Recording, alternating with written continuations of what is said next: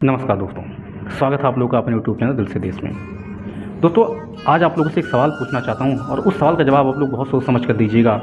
सवाल ये है कि दोस्तों, क्या आपके अपने देश में, भारत देश में आपकी बहन बेटी माताएं सुरक्षित हैं?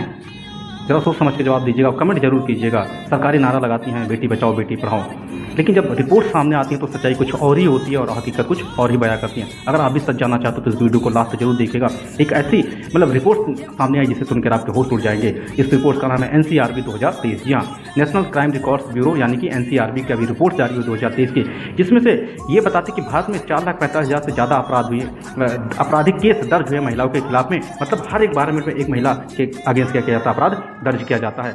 अब आखिर सवाल ये बनता है कि इसमें सबसे ज़्यादा असुरक्षित राज्य कौन है ना? इसमें सबसे ज़्यादा जो असुरक्षित राज्य, इसमें जो सबसे कम महिलाएं सेफ है, उस राज्य का नाम है उत्तर प्रदेश। जी हाँ, वही उत्तर प्रदेश जिसमें मैं खुद निवास करता हूँ। उत्तर प्रदेश में दोस्तों 2023 में 66,381 केस दर्ज हुए हैं महिलाओं के अगेंस्ट में, जिसमें से सबसे ज़्यादा किडनैपिंग के केस हुए हैं और तीसरे नंबर पर सबसे ज़्यादा रेप के केस यहाँ पे दर्ज हुए हैं हमारे उत्तर प्रदेश में। और सबसे ज़्यादा जो रेप का केस दर्ज हुआ राजस्थान में। वहीं दूसरे नंबर पर आता है दोस्तों अपना महाराष्ट्र का नाम आता है, जो कि एक आधुनिक शहर माना जाता है, कि आधुनिक राष्ट्र माना जाता है। लेकिन आधुनिक होते हुए भी लोगों की मानसिकता आज भी वही है कि आपराधिक केस महिलाओं के अगेंस्ट में वहाँ बढ़ते जा रहे हैं डे बाई डे।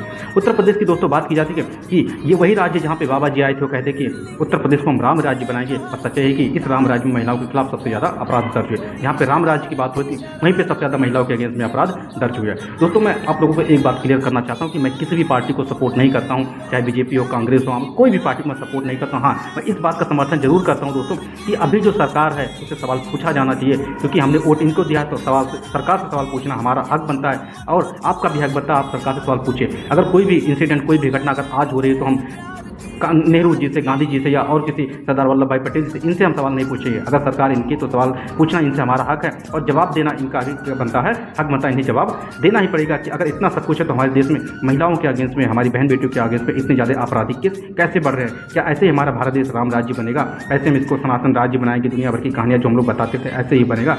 हर नेता आके कहता दोस्तों हम सुरक्षा देंगे, लेकिन सुरक्षा सिर्फ और सिर्फ भाषण से नहीं होती है, कानून के डर और इंसाफ के असर से आती है। याद रखिए, पोस्टर नहीं, रिपोर्ट्स बोलती किसी देश की स्टेटस क्या है, वो हमेशा क्या बताती हैं? रिपोर्ट्स बताती है कि उस देश की स्टेटस कैसे है, वहाँ की बहन बेटियाँ कैसे सुरक्षित है, या फिर उस देश की आर्थिक स्थिति कैसी है, वो हमेशा एक रिपोर्ट पाते हैं। अगर आप भी चाहते हैं कि ये सच्चाई हर किसी भारतीय तक पहुँचे, तो इस वीडियो को लाइक करें, शेयर करें और ऐसे रियल फैक्ट्स जानने के लिए दूसरे देश चैनल को सब्सक्राइब करें। जय हिंद, जय भारत।